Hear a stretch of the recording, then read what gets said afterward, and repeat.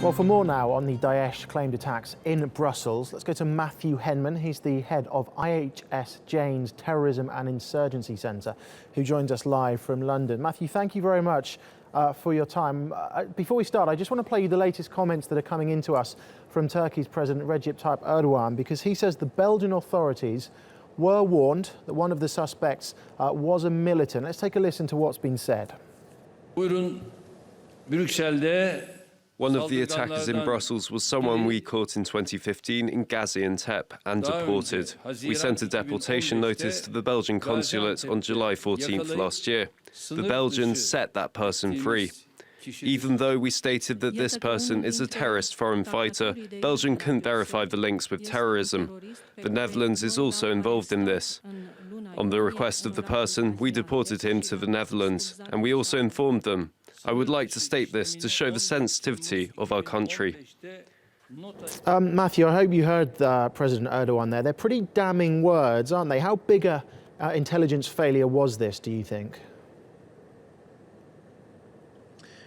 Well, that term always gets bandied around in the aftermath of attacks like this. Was it an intelligence failure? Could security forces in the country have done more to prevent the attack taking place?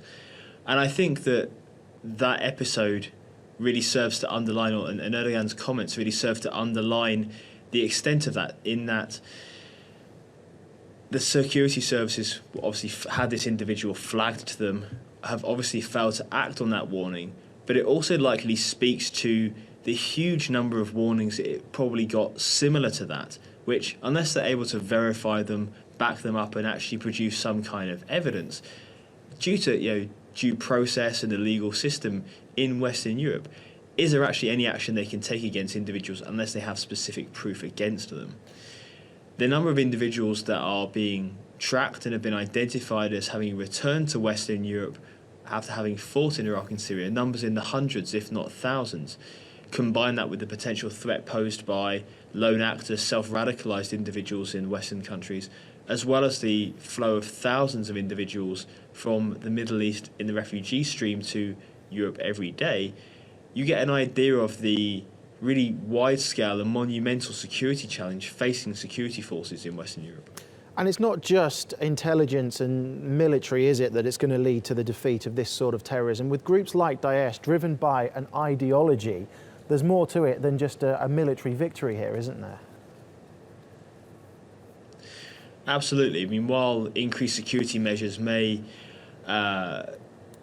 reduce the number of attacks in the long term potentially, or may in fact drive more, it's not addressing the root cause of the problem. And as you've correctly identified in the reports that have just preceded this interview, there is an established body of disenfranchised and marginalised youth across Western Europe who the Islamic State is very successfully appealing to with its narrative.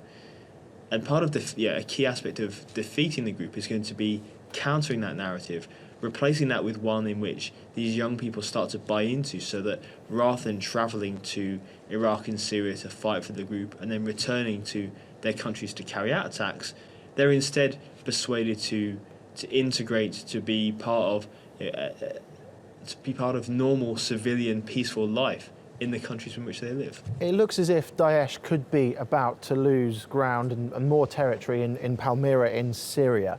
If we wiped away the caliphate now, what impact would that have on Daesh and their ability to carry out such attacks?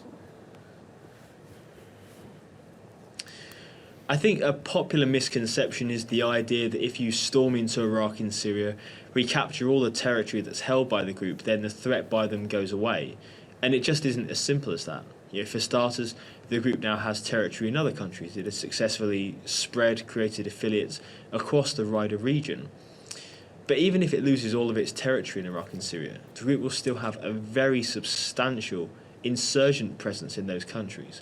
Will still, just in those countries alone, be very capable of launching numerous attacks on a daily basis that cause significant casualties.